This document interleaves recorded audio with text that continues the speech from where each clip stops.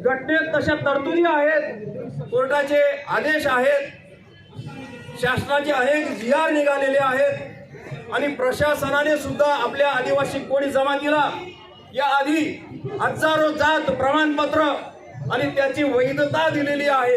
हे खोटं आहे का?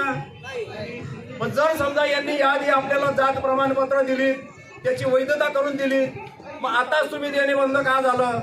हा प्रश्न खूप मोठा ऐरणीवर आहे।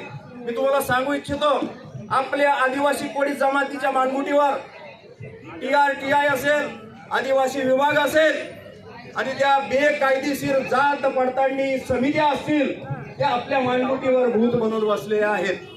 जोपर्यंत ह्या उतरत नाहीत तोपर्यंत तुम्हाला आपल्या मुलांना शैक्षणिक सवलती, शिष्यवृत्ती असेल ती मिळणार नाही, उच्च शिक्षणासाठी शैक्षणिकमध्ये फीमध्ये सवलत मिळणार नाही, सुशिक्षितांना या नोकऱ्या मिळणार नाहीत।